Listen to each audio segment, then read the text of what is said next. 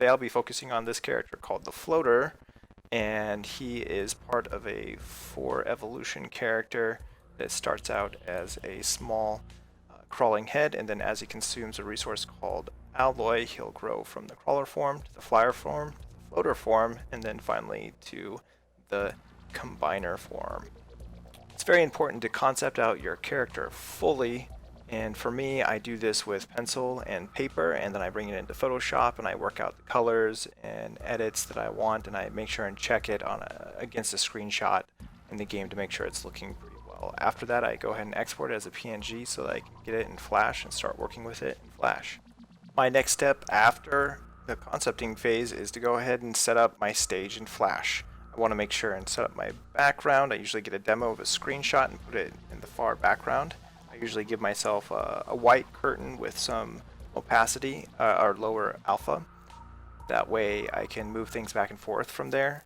And I go ahead and make sure that my frames per second and resolution are set up to what I like. Then I try to set up my library as much as possible, making sure that I have folders for raw references, for the parts of the character that I'm trying to animate, and for animations and demos that I might have as well. I like to think of our sprites as puppets that I create and I build from parts. It's important to go back to the clipboard, the paper, and the pencil and to plan out all the different parts and their groups that they belong to. This is going to be really important for making sure that all the symbols have names and good organization as you go forward. Next step in my process is to go ahead and start outlining the parts and saving them out. So I place my raw reference from Photoshop behind the white curtain and I start drawing over the top of it each individual part that I've already pre-planned out, save those out as their own smart objects. My next step is to go ahead and flesh out each individual part.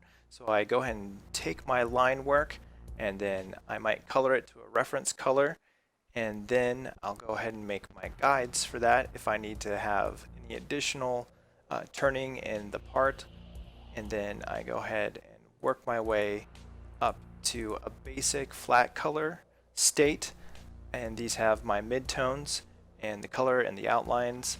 I make sure and I have a mask so that I can place my palette or the original sketch line art. I can preserve all that under the mask, and then going forward I'll have a dark layer where I'll add all the shadow colors, and then I'll have a highlight layer where I can add all my highlights. This way if the animation gets mucky as I'm trying to do extra frames later on, I need to add extra frames, then I can break it down and see where there might be problems. I can see the source and the structure of the object.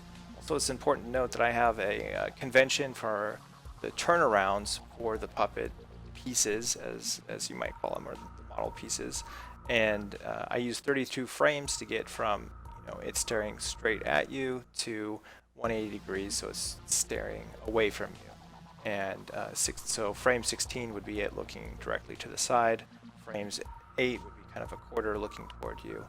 And this way I don't have to create every single frame right away. I just have a preserved spot so that whenever I go to animate later, if I find that I need an extra frame of rotation, then I can go ahead and place that in on the fly, and it doesn't mess up or impact any other animations that I might have already done with that symbol. After all the parts are done, then it's kind of the fun part where I get to start breaking down what animations or what sort of actions that the character does, and then I usually create a new animation with all the required pieces, and I start playing around with them, and then save it out, and then I can just do that for each new animation or behavior.